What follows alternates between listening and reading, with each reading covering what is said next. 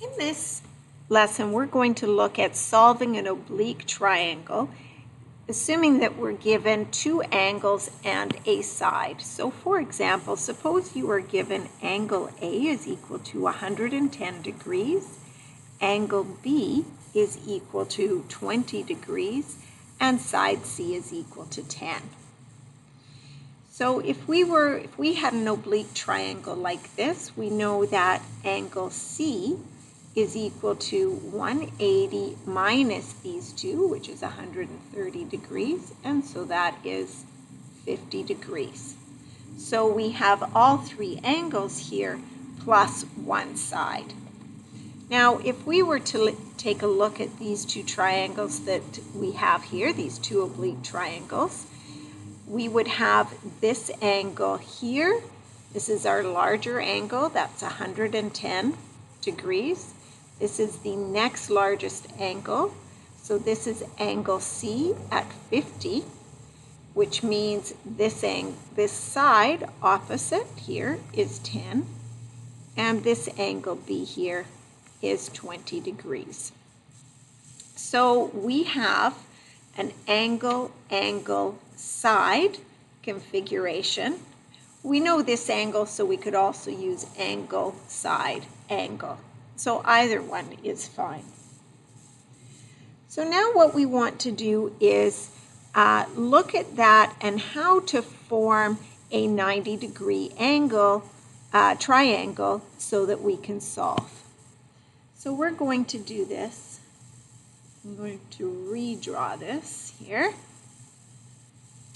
So this is 20, this is 10, and 50. Now here I'm going to draw a line perpendicular to the base that is 90 degrees.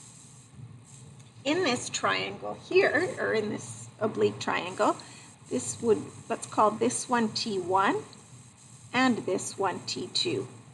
We can find each of these angles. We know the sum is 110, but we also have this is 90, this is 20, so this one must be 70 degrees, and this one must be 40 degrees. So now we have two right angle triangles, but we only have one side given. So now, to solve for this, let me redraw that. That's 10. So now to solve for this, we're going to use our trig functions. We're going to start with T2. So I'm going to label this side H, this side X1 and X2, and this one I'll just call side 1. Okay, let's look at triangle 2 first. So now in triangle 2, we have this angle here that's 20 degrees. So we can find H knowing that sine of 20 degrees is equal to the opposite over the hypotenuse. So isolating H, we get H is equal to 10 sine of 20 degrees. So 10 times sine of 20 degrees is equal to 3.42. Now we can use Pythagorean theorem, or we can use cosine to find x2.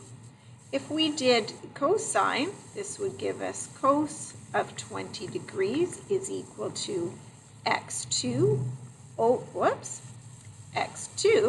over hypotenuse, which is 10. So isolating x, we get 10 cos of 20 degrees. So 10 times cos of 20 degrees, that's equal to 9.3969. So let's call that 9.40. Okay, so now we have this side, 9.40, and we have H, 3.42. We can use this value we found for H to find X1 and S1.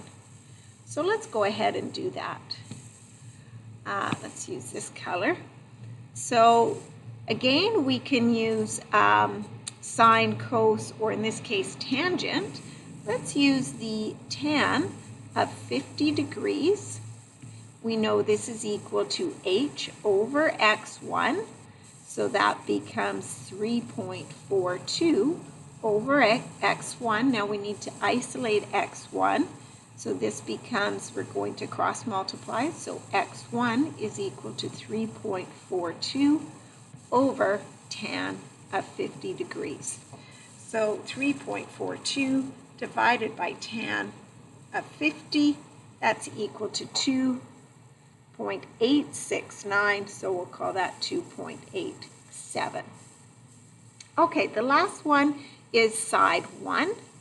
And again, we can use Pythagorean theorem for this with x1 or h.